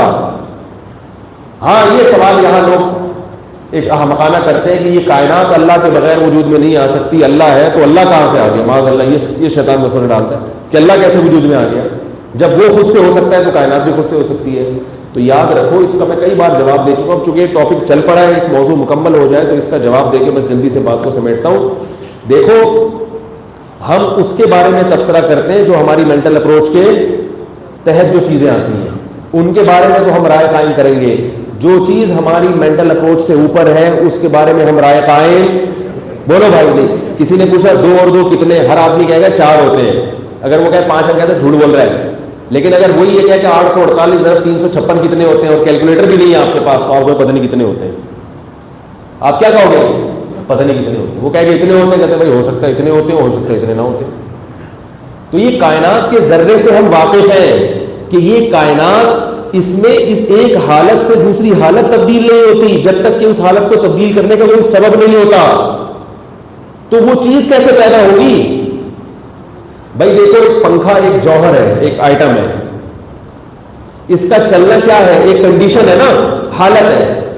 اس کا رکنا بھی ایک حالت ہے اور اس کا چلنا بھی ایک حالت. تو پنکھا ایک حالت سے دوسری حالت میں تبدیل نہیں ہوگا, ایک کنڈیشن سے دوسری کنڈیشن میں کنورٹ نہیں ہوگا جب تک کہ اس کو ہلانے والی کوئی طاقت نہ ہو. تو یہ پیدا کیسے ہو سکتا ہے؟ پیدا ہونا تو زیادہ مشکل ہے نا. بھائی ایک آدمی کہے کہ یہ خود سے چل نہیں سکتا جب تک پیچھے سے بجلی نہیں ملے گی یا کوئی ہوا نہیں آئے گی, یہ دھکا نہیں دے گی اس کو, یہ خود نہیں چل سکتا. کہے گا ٹھیک ہے چل تو نہیں سکتا لیکن یہ لگا خود ہے, یہاں پہ آ کے بنا بھی خود ہے بھائی, اسکرو بھی خود بنے اور لگ بھی کیا خود ہو گیا. تو کہے گا یار میں کہہ رہا ہوں چل نہیں سکتا, تو کہہ رہا لگ گیا خود. لگنے میں تو اور محنت چاہیے. تو ہم اس کائنات کی یہ مادے سے بنی ہوئی چیز ہے, اس کی بارے ہی ہماری مینٹل اپروچ کے تحت آتی ہے کہ یہ خود نہیں بنتی, اس کے پیچھے کوئی مائنڈ ہے تو اس میں چینجنگ ہوتی ہے. اللہ ہماری مینٹل اپروچ سے اوپر ہے, اس کے بارے میں کوئی پوچھو وہ کیسے ہو جاتا ہے, پتہ نہیں بھائی, ہمیں نہیں پتا, ہم نہیں جانتے اس کے بارے میں. ہم تو بنی ہوئی چیزوں کے بارے میں جانتے ہیں, بنانے والا ہماری مینٹل اپروچ سے اوپر کی چیز ہے. اس کے بارے میں یہ فرض کیا جا سکتا ہے کہ وہ ہمیشہ سے ہے, وہ خود سے ہے. اس کائنات کے بارے میں یہ فرض نہیں کیا جا سکتا کہ یہ ہمیشہ سے ہے. نہیں یار میرا غلط بات ہے. تو بنی ہوئی چیز, مخلوق کا کوئی خالق ہوتا ہے, خالق کا کوئی خالق نہیں ہوتا, کیونکہ اگر خالق کا کوئی خالق ہے پھر وہ خالق نہیں, پھر وہ مخلوق ہے. جو کریٹر ہوتا ہے نا وہ کریٹڈ نہیں ہوتا. اور فارسی رہ گئی ہے خالی, انگریزی بھی ہو گئی, عربی بھی ہو گئی, کیا خیال ہے؟ تو اس لیے اللہ کے بندو تبھی قرآن کہہ رہے ہیں جو اللہ کا انکار کرتے ہیں لہم قلوب لا یفقہون بہا, ان کے دل ہیں سوچنے کی صلاحیت. اب اس پہ بھی اشکال ہوا کہ انسان دماغ سے سوچتا ہے دل سے نہیں سوچتا, اس پہ بھی سائنس اشکال کرتی ہے. اس کا میں کسی بیان میں جواب دے چکا ہوں کہ سوچتا دماغ سے ہی ہے, لیکن قرآن دل کی طرف نسبت کیوں کرتا ہے, اس کی وجوہات ہیں. اب میں اس میں جاؤں گا تو بہت لمبا بیان ہو جائے گا. تو لہم قلوب لا یفقہون بہا, فرمایا دل ہے سمجھنے کی صلاحیت نہیں ہے. اعین لا یبصرون بہا, آنکھیں ہیں مگر اللہ کی نشانیاں دیکھنے کی صلاحیت نہیں, اندھی ہو چکی ہیں. تو یہ بالکل قرآن نے صحیح کہا ہے. تو اس لیے میرے بھائی ہر چیز سائنس کو مت سمجھو, کہیں ایسا نہ ہو کہ یہ لوگ اللہ کے نافرمان تمہیں اللہ کی راہ سے ہٹا دیں اور جہنم کی آگ کی طرف دھکیل دیں. جو اللہ کا منکر ہے وہ بے عقل بھی ہے اور بہت بڑا ناشکرا بھی ہے, وہ جرم ہے. میں کمنٹس پڑھ رہا ہوں فیس بک پہ لوگوں کے, مولویوں کے کمنٹس آ رہے ہیں کہ یہ جو سائنٹسٹ کا انتقال ہوا ہے ممبر و محراب سے, ایسے سائنسدانوں کی حوصلہ افزائی نہیں ہو رہی. جب ایسے سائنسدانوں کی حوصلہ افزائی نہیں ہوگی تو مسلمان سائنس میں کیا ہو جائیں گے, پیچھے رہ جائیں گے. عجیب بات. اللہ کے بندو جو اللہ کا منکر ہے حوصلہ افزائی کا مستحق نہیں ہے, کیونکہ آپ کو اس سے محبت اس لیے ہو رہی ہے کہ اس نے آپ کی خدمت کی ہے, اس نے انسانیت کی خدمت کی اور انسانیت آپ کو محبوب ہے. وہ خالق کی نافرمانی کی اور خالق سے آپ کا رشتہ بولو بھائی کمزور ہے, تو آپ کو تو تکلیف نہیں ہوگی. جس کو خدا سے محبت ہوگی اس کو تکلیف ہوگی, اس کو غصہ آئے گا. کیا کریں یار. دیکھو ایک آدمی آیا, اب لوگ کہتے ہیں مثالیں بہت دیتے ہیں تو کیا کریں, مثالوں کے بغیر بات سمجھ میں نہیں آتی نا. ایک آدمی آیا, وہ ستار بھائی کو گالیاں دے رہا ہے, وسیم بھائی ایسے ایک نمبر کے بدماش ہے, وسیم بھائی یوں, وسیم بھائی یوں, اور آپ کو چائے بھی پلا رہا ہے, دودھ پتی بھی پلا رہا ہے, آپ کو جلیبیاں بھی کھلا رہا ہے. آپ کہو گے یار وسیم بھائی کو بھی لعنت, ٹھیک ہے سلیم بھائی کو بھی لعنت, تم صحیح کہہ رہے ہو, تم بہت اچھے ہو, تم روزانہ مجھ سے ملنے کے لیے آیا. تو وہ آ کے غیبتیں کرتا رہتا ہے, وہ بھی ایسا, فلاں بھی ایسا. آپ نہیں جانتے ان لوگوں کو, اور جانتے بھی ہو تو آپ کا کوئی لینا دینا, آپ کو ہاں یار تم تو اچھے ہو نا, تم سے جب پیسے مانگو دے دیتے ہو. ایک دن وہ آ کے کہنے لگا آپ کے ابا کا نام لے کے کہ چودھری عبدالقدوس صاحب بھی ایسے ہی 2 نمبر آدمی, پھر بالفرض آپ کے ابا کا نام تھا یہ.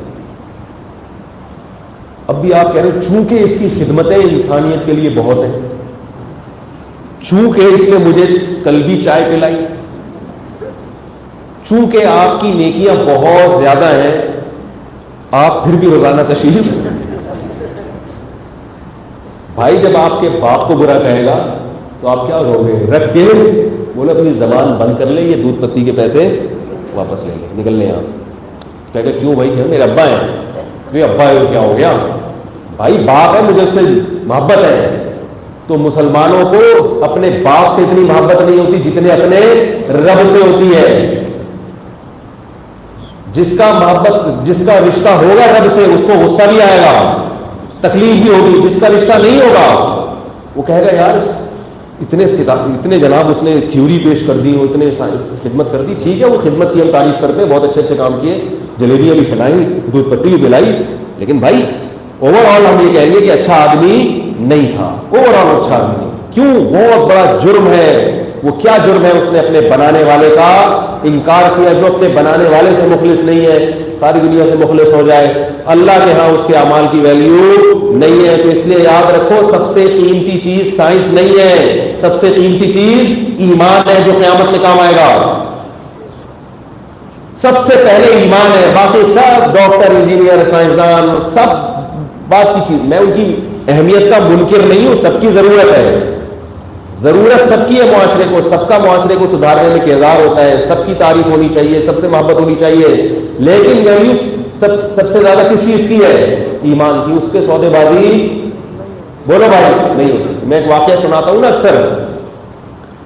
واقعہ کیا ہے کہ وہ پہلے ایک بادشاہ گزرے, تو مجھے یہ تاریخی واقعات تو یاد رہتے ہیں, ان کے نام کرداروں کے یاد نہیں رہتے, کیونکہ میری نظر میں پھر ایکس وائی زیڈ کر کے سنا دیتا ہوں, بعض دفعہ غلط نام بھی لگا دیتا ہوں. تو وہ ایک بادشاہ گزرا ہے مسلمانوں میں قریب میں, اس کی بیوی شیعہ تھی, شیعہ مسلک کو. پہلے زمانے میں شیعہ بھی بڑی معتدی بھی ہوا کرتے تھے, تو شیعہ مذہب کی تھی اس کی زوجہ. تو وہ کیا ہوا ہے کہ مناظرہ ہوا. کسی کو بادشاہ کا نام یاد ہے تو بتائے بھائی. شاہجہاں بادشاہ تھا شاید, ہے جہانگیر نہیں, جہانگیر نہیں تھا. خیر, تو میاں بیوی میں بحث مباحثہ ہوتا تھا. وہ شیعہ بیوی تھی, وہ کہتی ہمارا مذہب صحیح ہے, وہ کہتا ہمارا مذہب صحیح ہے. تو ایک دن کیا ہوا, دونوں نے کہا چلو جی مناظرہ کرتے ہیں, تم اپنے مولویوں کو بلاؤ, میں اپنے مولویوں کو بلاتا ہوں. میاں بیوی میں کیا ہو رہا ہے؟ اچھا یہ اس کی معشوقہ بھی تھی, اس کی جو بیوی تھی نا معشوقہ تھی, عشق کی شادی ہوئی تھی. تو ورنہ بیوی آج کل کہاں معشوقہ ہوتی ہے, آپ کو پتہ ہے.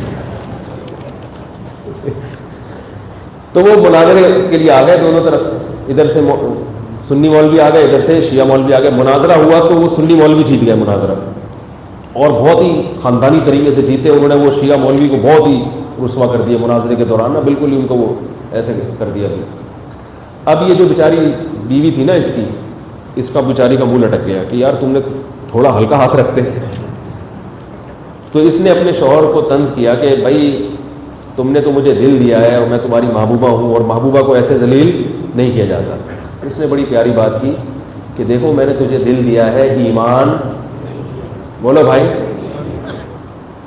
دل دیا ہے, ایمان. مذہب ہمارا وہی ہے, مگر سنی ہے تو کیا ہے, سنی. مسلم ہے تو کیا ہے, مسلم. مذہب پہ تھوڑی کمپرومائز ہوگا. خاص طور پر ان لوگوں کے لیے جو یورپ امریکہ میں رہتے ہیں, فورن کنٹریز میں رہتے ہیں, وہاں جا کے ان سے اللہ کا واسطہ دے کے کہتا ہوں, انگریزوں کی اچھی خصوصیات سے متاثر ہو کر, ٹھیک ہے ان میں بہت سی اچھی چیزیں بھی ہیں. پہلی بات ان کا رنگ گورا ہے, اتنی اچھی کوالٹی ہے ان کے اندر, سانولے بھی نہیں ہوتے, پورے گورے چٹے ہوتے ہیں. یہ میں اس لیے کہتا ہوں, لوگ مجھ پہ طنز کرتے ہیں صاحب مجھے پیچھے کہ یار وہ انگریز ہیں, انگریزوں میں خوبیاں بھی تو ہیں بہت ساری. میں نے آپ تو خوبیوں کو تو ذکر نہیں کرتے. میں نے کہا میں نے کب کہا کہ میں خوبیوں کا قائل نہیں ہوں. کہہ رہے مثلاً کوئی خوبی, میں نے کہا سب سے بڑی خوبی وہ گورے. ہاں وہ یہی کہتے ہیں گورے کی خصوصیات بھی تو. میں نے کہا گورے کی سب سے بڑی خصوصیت کیا ہے کہ وہ گورا ہے. گورے رنگ کی بڑی ویلیو ہے بھائی. جب رشتہ لینے جاتے ہیں تو سب سے پہلے لڑکی کو کیا دیکھا جائے, کلر دیکھا جاتا ہے. ناک نقش بعد میں دیکھے جاتے ہیں, آج کل کی بات کر رہا ہوں, اخلاق بھی بعد میں دیکھے جاتے ہیں. تو انگریز سارے گورے ہوتے ہیں. تو ان کی بعض خوبیاں بھی ہیں, وہ دیکھ کے لوگ کیا کرتے ہیں, ان کو اپنے مولوی لوگ کیا برے لگنے لگتے ہیں. یاد رکھو مذہب میں شیطان ڈاکہ سب سے پہلے جب ڈالتا ہے نا, تو آپ کے دل میں علماء سے نفرت پیدا کر دیتا ہے. پہلے تو یہ آتا ہے کہ یار میں مذہب کو تو مانتا ہوں لیکن ان مولویوں کو نہیں مانتا. میں سمجھ رہی بات, مذہب کو تو مانتا ہوں ان مولویوں کو نہیں مانتا. پھر تھوڑے دنوں کے بعد یا تو وہی ہے اس کی نسل میں, وہ کہتے ہیں میں مولویوں کو بھی نہیں مانتا اور مذہب کو بھی نہیں مانتا. گمراہ ہو جاتے ہیں. مذہب کو اگر مانتے نہیں ہیں تو نام کے مانتے ہیں. کوئی قادیانی ہو جاتا ہے, کوئی کیا بن جاتا ہے, کوئی منکر حدیث چلا جاتا ہے. جن لوگوں کا مولویوں سے تعلق رہتا ہے, علماء سے تعلق رہتا ہے, ایمان کی حفاظت صرف اور صرف انہی لوگوں کی ہوتی ہے. ہاں مولویوں میں اچھے بھی ہوتے ہیں, 2 نمبر بھی ہوتے ہیں. تو اس لیے اپنے ایمان کی حفاظت کرو. سب سے پہلے اللہ اس کا رسول ہے, اور اللہ اس کے رسول کی باتیں فطرت کو اپیل کرتی ہیں. اور اللہ اس کے رسول کے خلاف جو بھی جائے گا اس کی زندگی تباہ و برباد ہو جائے گی. کوئی گے سیکس کی طرف جا رہا ہے, لڑکوں سے لڑکوں کی میرج ہو رہی ہے, کیا یہ کوئی باتیں ہیں؟ یہ کوئی مہذب قوم کی علامتیں؟ قانون بنا کے پاس کیا جا رہا ہے. نہ والدین کے حقوق ہیں, نہ بیوی بچوں کے حقوق ہیں. ایک عجیب انسان کو حیوان اور درندہ بنا دیا. میت کا حال دیکھو وہ کیا کرتے ہیں. ہمارے ہاں تو علماء اس پہ بحث کر رہے ہیں کہ کسی کو گردہ بھی دیا جائے کہ نہیں دیا جائے, اور ان کے ہاں کیا ہے, جیسے ہی بڑا سارے چانپے واپے جو ہے نا پھیپڑے, ایسی پوسٹ مارٹم ہوتا ہے کہ کوئی جنازے کا تو تصور ہی نہیں ہے. کتنی عزت کے ساتھ ہم لوگ دفن کرتے ہیں میت کو, غسل دے کے, جنازہ پڑھ کے, تکبیرات کہتے ہیں اس کے اوپر, درود شریف پڑھتے ہیں, پھر قبلہ رخ لٹاتے ہیں, پھر قبر پہ بھی دعائیں مانگتے کھڑے ہو کر. وہاں جو لوگ لبرل ہیں نا, جو مذہب سے دور ہو گئے, ان کے حالت جا کے دیکھو. یوٹیوب بھی عجیب چیز ہے بھائی. میں نے کچھ سرچ کیا کہ دنیا کے مشہور لوگوں کا مرنے کے بعد یا موت کے وقت انجام کیا ہوتا ہے, تو پتہ یہ چلا کہ جو مذہب کو فالو نہیں کرتے نا, صرف مشہور ہیں, چند ایک کو چھوڑ کر ان کا بڑھاپا انتہائی خطرناک ہے. جن میں سر فہرست فنکار اور اداکار ہوتے ہیں, جن کو دنیا میں سب سے زیادہ شہرت ملی تھی, بڑھاپے میں کوئی پوچھنے کے لیے تیار نہیں ہے, کیونکہ وجہ شہرت تھی انٹرٹینمنٹ, اور بڑھاپے میں انٹرٹینمنٹ. اگر کسی کو خوبصورتی کی وجہ سے عزت ملی ہے تو بڑھاپے میں اس ہیروئن کو عزت ملے گی. بولے کہ بھائی مس انڈیا ہوگی یا مس پاکستان یا مس ورلڈ ہوگی, تھی نا, اب تھوڑی, اب تو کسی کی نانی کی دادی ہے, اور پھر بھی غنیمت تھی کسی کی نانی دادی بن جاتی. یہ بیچاریاں تو نانی دادی بننے کی توفیق بھی, بولو بھائی, نہیں ملتی.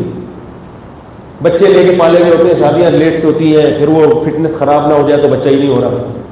فطرت کے خلاف زندگی, اور پھر جو بڑھاپا, اور مرنے کے بعد تو میں نے کل کی بات ہے, کل رات سرچ کیا کہ مشہور لوگ, ان کی قبریں ہیں یوٹیوب میں, ہر جو بھی لکھو نا, ایک چیز ہے گوگل نہیں بتاتا.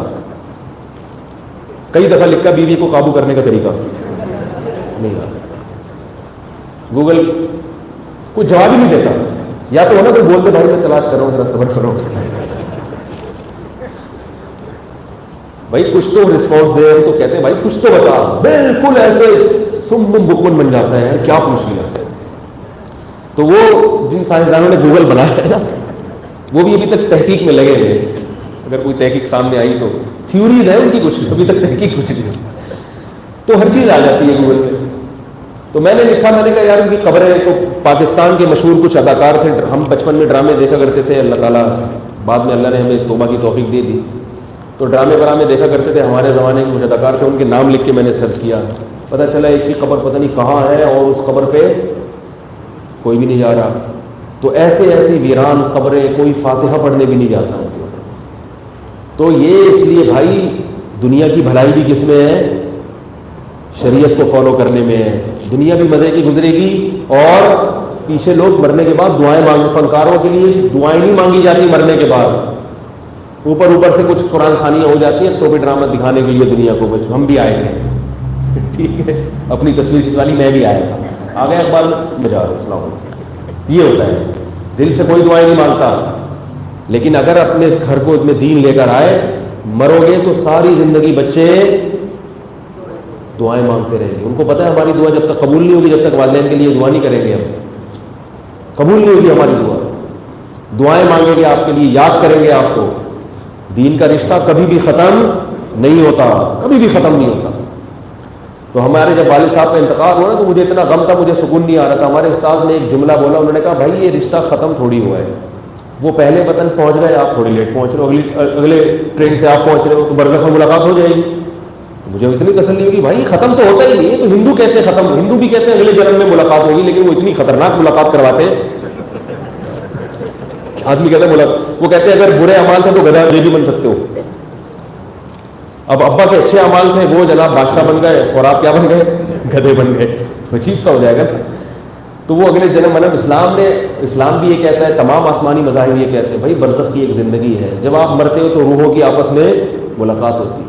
اور جنت میں تو اللہ فرماتے ہیں کہ اہل و عیال کو اللہ اکٹھا رکھیں گے. تو اس لیے ہمارے استاذ نے کہا بھائی یہ ختم تھوڑی ہے, وہ سفر تھا, ان کی ٹرین پہلے پہنچ گئی ہے, ہماری ہے, اگلا اسٹیشن کس کا ہے, ہمارا, ہم بھی اتر رہے ہیں, سب وہی ایک ہی جگہ جا رہے ہیں. تو دین کا رشتہ کبھی بھی ختم, بولو بھائی, نہیں ہوتا. نہ ماں باپ کا ختم, نہ میاں بیوی کا ختم, نہ اولاد کا ختم, اور دوست احباب کا بھی ختم نہیں ہوتا. صحابہ کرام موت کے وقت خوش ہوتے تھے. ایک صحابی تھے, ان کی جب موت کا وقت آیا نا, طاعون کی پھنسی نکل گئی ان کو, تو لوگ ان سے کہہ رہے تھے کہ علاقہ چھوڑ کے چلے جائیں آپ. انہوں نے کہا نہیں, اللہ کے نبی نے منع کیا ہے, جس علاقے میں وبا پھیل جائے وہاں سے بھاگنا جائز نہیں ہے. تو ان کی بھی پھنسی نکل گئی. طاعون کی پھنسی نکلتی ہے 24 گھنٹے میں انسان مر جاتا ہے. جب ان کے پھنسی نکلی, لوگوں نے کہا کہ آپ کی بھی اب 24 گھنٹے میں موت ہو جائے گی, ہم آپ کو منع کر رہے تھے نہیں رہو یہاں پہ. تو انہوں نے فرمایا کہ مجھے یہ جو پھنسی ہے نا سرخ اونٹوں سے زیادہ محبوب ہے. غدن سوف نلقى رسول اللہ صلی اللہ علیہ وسلم واصحابہ, ان قریب میری محمد صلی اللہ علیہ وسلم اور اپنے ساتھیوں سے ملاقات ہونے والی, کوئی مسئلہ نہیں. تو اس لیے مسلمان کے لیے تو کوئی خوشی ہے. اور اگر پڑ گئے ان چکروں میں, اللہ اس کے رسول کو بھول گئے, تو جوانی کے کچھ عیاشیاں ہیں, تھوڑے دن کے مزے اڑا لو گے. 500 کا بیلنس اس نے ڈال دیا, 1000 کا آپ نے ڈال دیا, تھوڑی سی گپیں لگا لی, ہاں ہو گیا, آج وہ ناراض ہے آج اس کو منا لیا. یہی چل رہا ہے آج کل. اور میری اتنی گرل فرینڈ ہے, میری اتنی دوستیاں ہیں, دیکھو یہ دوستوں کو فخر کر کے بتا رہے ہوتے ہیں. تو بس یہی ہے, کب تک رہے گا بھائی. یہ وہ مشہور واقعہ ہے نا, جوانی میں حسینوں کے نمبر ہوتے ہیں اور بڑھاپے میں حکیموں کے نمبر ہوتے ہیں. بڑھاپے پر بولو گے یار میرے پاس 4 حکیم ہیں, یہ والا بڑا خاندانی حکیم ہے, یہ بڑا ٹائٹ حکیم ہے, یہ اس سے بھی ٹائٹ حکیم ہے, اور ایک گردوں کا ڈاکٹر بھی رکھا ہے میں نے محلے میں, اور ایک ہے ہر وقت میری شوگر چیک کرتا رہتا ہے. یہ ہو جائے گا, سب کے ساتھ ہوتا ہے. تو بہتر ہے کہ پہلے انسان کا بچہ بن جائے آدمی. کیا خیال ہے؟ اللہ تعالیٰ ہم سب کو سمجھنے کی, عمل کرنے کی توفیق عطا فرمائے اور ہمارے ایمان کی حفاظت فرمائے. یہ جو میں نے آیت پڑھی نا, وَلِلَّذِينَ كَفَرُوا بِرَبِّهِمْ, جو لوگ اللہ کا انکار کریں گے ان کے لیے جہنم کی آگ ہے. یہ سمجھانے کے لیے یہ پوری تمہید تھی. پھر اگلے ہفتے پھر انشاءاللہ یہیں سے بات شروع کروں گا. سوالات پوچھیں, جلدی جلدی نمٹا لیتے ہیں بھائی. تراویح پڑھانے کی اجرت لینا کیوں جائز نہیں ہے؟ بالکل حرام ہے. تراویح پڑھانے کی اجرت لینا بالکل بھی جائز, بولو بھائی, نہیں ہے. ہاں, جو تراویح پڑھائے اس کو ہدیہ دے سکتے ہیں بشرطے کہ اس کے دل میں لالچ نہ ہو. لالچ کا پتہ کیسے چلے گا؟ پتہ ایسے چلے گا کہ جب تراویح پڑھانے کے لیے اس کو بتاتے ہیں ہمارے یہاں کوئی لفافہ ملتا ہی نہیں ہے, بتا دیں اس کو. پھر بھی اگر پڑھا رہے اس کا مطلب ہے ٹھیک ہے, پھر دے دیں. بے شک ہدیہ تو کسی کو بھی دیا جا سکتا ہے, اور اگر وہ کہیں منہ بننا شروع ہو گیا اس کا مطلب ہے کہ یہ ہدیے کا بھی مستحق نہیں. پھر بولے تو بالکل فری میں پڑھاؤ گے. ہمارے ایسا ہی ہوا تھا, امام صاحب آئے تھے, میری طبیعت خراب تھی, ان سے کچھ پڑھوائی ہم نے. میں ان کو پہلے بتا دی, میں نے کہا ہمارے یہاں پیسے نہیں ملتے.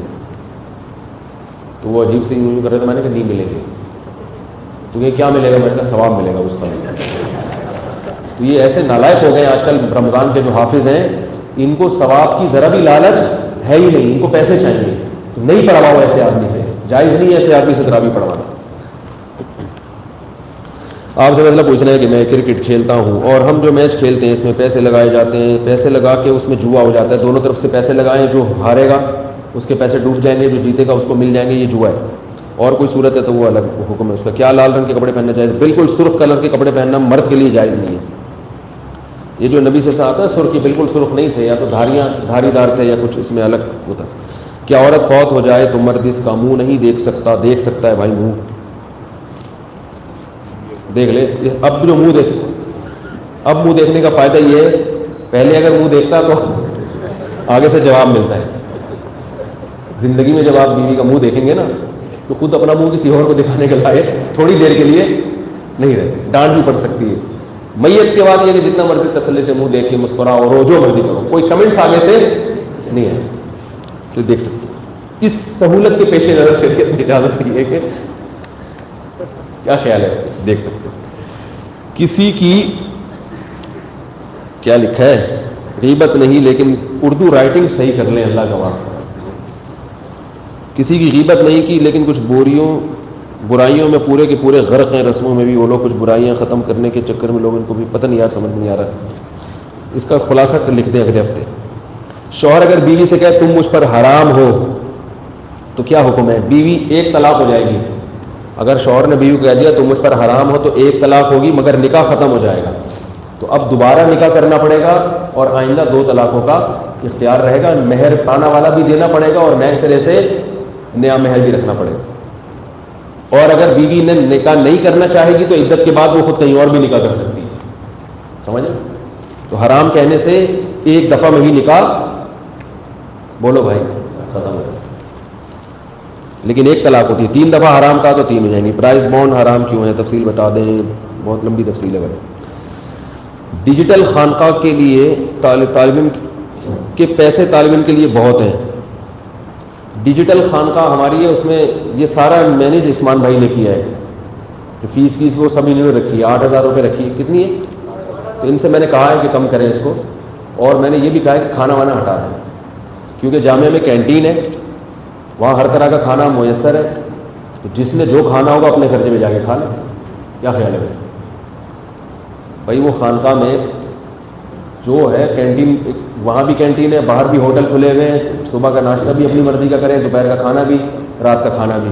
تو یہ ان کو آج میں نے تجویز دی ہے. اس کے بعد انشاءاللہ ہم صرف ریفریشمنٹ کا کچھ انتظام کر دیں گے, تو اس کے بعد فیس انشاءاللہ کیا ہو جائے گی؟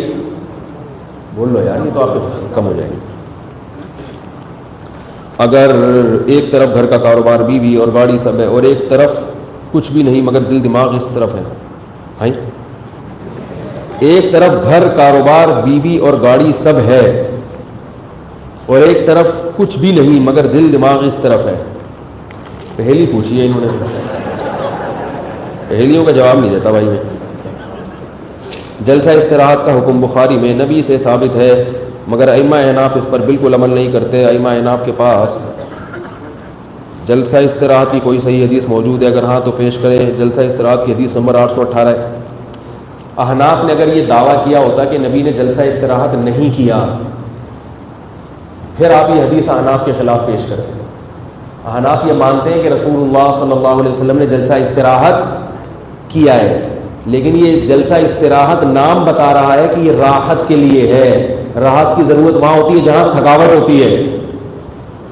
احناف کہتے ہیں کہ رسول اللہ صلی اللہ علیہ وسلم کی عمر جب زیادہ ہوئی اور آپ کی رکعتیں بہت لمبی لمبی ہوتی تھیں, تو تھکاوٹ کی وجہ سے آپ دوسرا سجدہ کرنے کے بعد دائرہ قیام نہیں کرتے تھے, بلکہ تھوڑی دیر بیٹھتے تھے. تو ہم بھی یہ کہتے ہیں کہ اگر کسی کو لمبے قیام کیے کسی نے, یا وزن زیادہ ہو گیا, نبی صلی اللہ علیہ وسلم کا صحیح حدیث سے ثابت ہے آخر عمر میں وزن پہلے کی نسبت زیادہ ہو گیا تھا, جو سب کا ہوتا ہے, عمر کے ساتھ وزن بڑھتا ہے. تو اس میں حدیث میں آتا ہے کہ آپ نے صحابہ کو منع بھی کیا کہ تم مجھ سے پہل مت کرو رکوع سجدے میں, فإنی قد بدلت, میرا وزن بڑھ گیا ہے, لیٹ آیا, جب میں سجدے میں سر رکھوں تو پھر جھکا کرو, کیونکہ آپ کا وزن جب تھوڑا سا بڑھ گیا تو آپ کی رفتار کچھ کم ہو گئی رکوع سجدے میں جانے میں. تو بعض دفعہ صحابہ آپ سے پہلے سجدے میں پہنچایا کرتے تھے. تو اسی طرح ہم یہ کہتے ہیں کہ جلسہ استراحت ہے, اور استراحت کا مطلب کیا ہے؟ راحت کے لیے آپ صلی اللہ علیہ وسلم نے کیا. تو اگر کسی کو تھکاوٹ ہے, یہ مشکل ہو رہی ہے, تو وہ 2 سجدوں کے درمیان تھوڑا سا بیٹھے پھر کھڑا ہو جائے, اس کے ہم بھی قائل ہیں. اور اگر تھکاوٹ نہیں ہے تو پھر صدوری قدمئی ہی ڈائریکٹ کھڑا ہو جائے, کیونکہ جلسہ استراحت کو بیان کرنے والے جو راوی ہیں انہی سے جلسہ استراحت کے خلاف نماز پڑھنا, بولو بھائی, منقول ہے. تو یہ ہو نہیں سکتا کہ صحابی حدیث بیان کر رہے ہو پھر اس کی مخالفت بھی کر رہے ہو. یہی جہالت ہے کہ بخاری میں جو حدیث آ گئی وہ پتھر پہ لکیر بن گئی. بخاری کی حدیث کا مطلب یہ ہوتا ہے کہ یہ کام ہوا ہے, باقی یہ شریعت کا حصہ بھی بن گئی ہے. اس کے لیے تو سارے دلائل دیکھنے پڑتے ہیں, اس کے لیے صحابہ کے عمل بھی دیکھنا پڑتا ہے, صحابہ کے فتاوی بھی دیکھنے پڑتے ہیں, اور پھر اس کے مخالف کوئی حدیث تو نہیں ہے وہ بھی دیکھنی پڑتی ہے. کیا اگلے اتوار بیان ہوگا؟ جی ہاں ہوگا. میرا جمعے کو ایبٹ آباد میں بیان ہے, اتوار کو میں واپس آ جاؤں گا. جمعہ اور ہفتہ کو بیان ہے, تو میری اتوار کی صبح کی فلائٹ ہے. میں انشاءاللہ اتوار کو جو یہی بیان کروں گا, تو جمعے کو بیان نہیں ہوگا, اس جمعے یہاں کراچی میں, اتوار کو ہوگا انشاءاللہ. سبحانک اللہم و بحمدک نشہد ان لا الہ الا انت نستغفرک و نتوب الیک.